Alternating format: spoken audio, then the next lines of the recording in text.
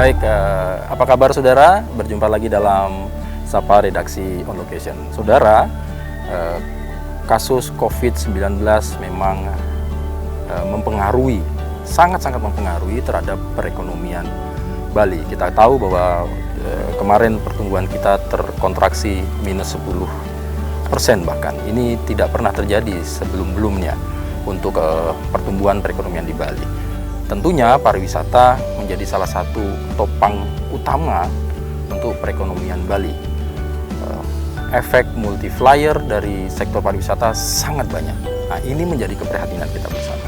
Nah, pada kali ini saya berkesempatan untuk berdialog, berbincang bersama dengan Bapak Wawan Hari Purwanto selaku Deputi 7 Badan Intelijen Negara RI. Nah, kita ingin mengetahui bagaimana peran dari BIN terkait dengan ketahanan negara dan terlebih juga apa dampak-dampak yang terjadi dari virus COVID-19 atau pandemi COVID-19 yang kita rasakan sekarang ini, terlebih terhadap pariwisata Bali. Bagaimana Bali harus bangkit? Ini pesan atau message yang ingin kita sampaikan. Saudara jangan kemana-mana, ikut saya. Kita akan menjumpai beliau yang kita akan ajak berbincang pada kesempatan kali ini. Tetap di Sapa Redaksi.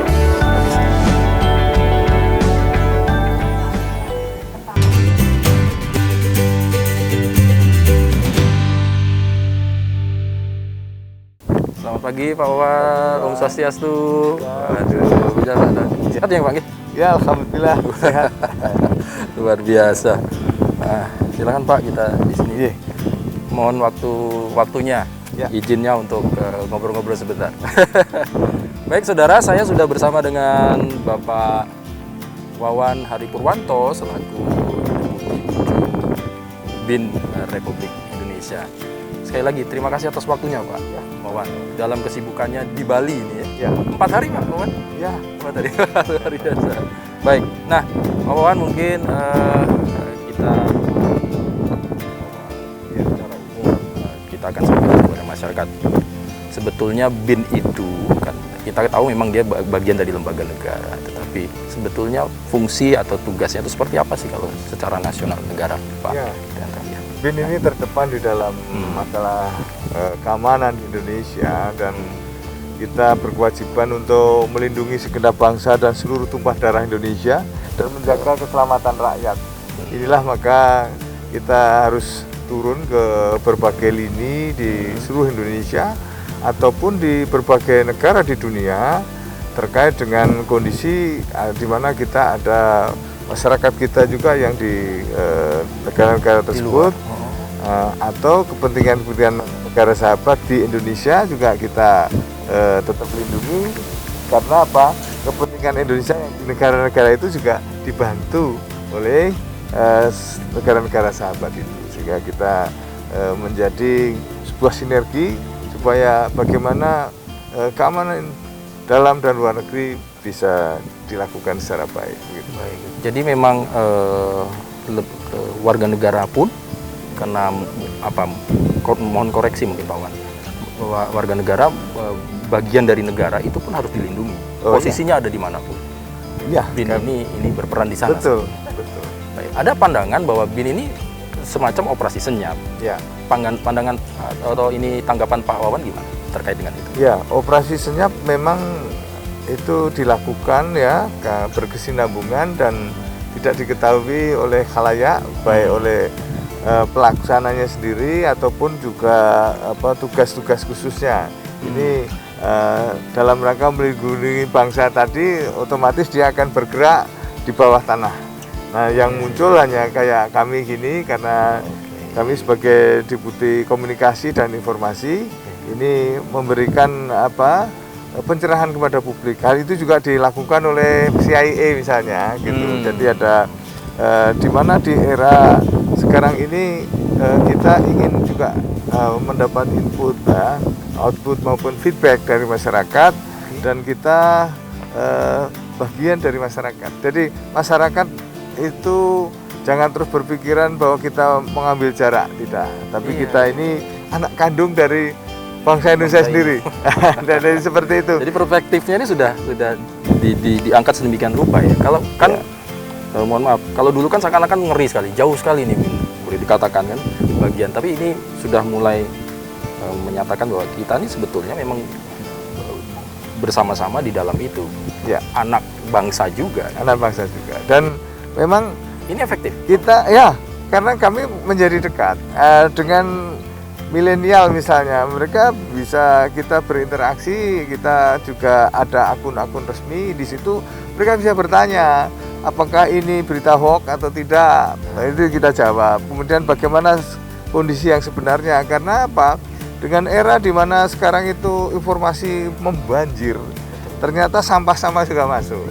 Nah, di mana 40% itu hoax. Nah, dengan ada interaksi itu, masyarakat yang ingin ketemu kan sulit, langsung yang di desa-desa, di ujung-ujung pulau, dengan adanya akun resmi itu mereka bisa bertanya dan kita jawab. Dan banyak diantaranya ingin mendalami lebih jauh, tetap kita berikan suatu ruang untuk bisa pencerahan. Karena kalau tidak ada yang mencerahkan, nanti yang mencerahkan pihak-pihak yang tidak malah salah, malah nggak karu-karuan.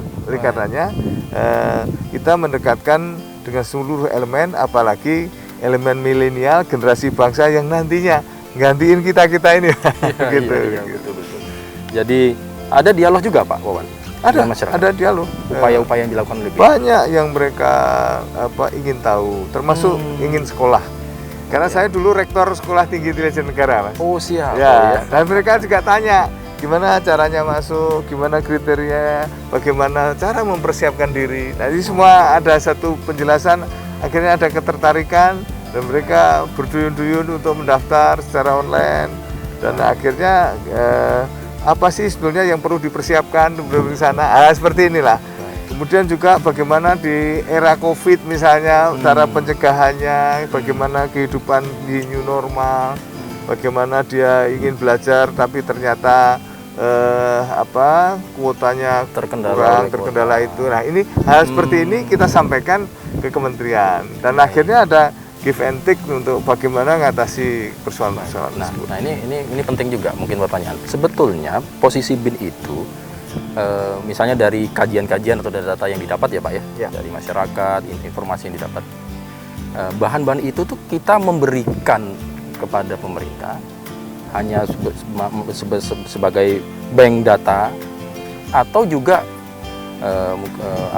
juga ikut menyelesaikan, gimana Pak maksudnya? Jadi apakah cuman itu atau juga ikut sampai jadi hulu ke hilir juga gitu maksud saya? Jadi segala informasi yang kita peroleh kita sampaikan kepada single user kita, yaitu Presiden.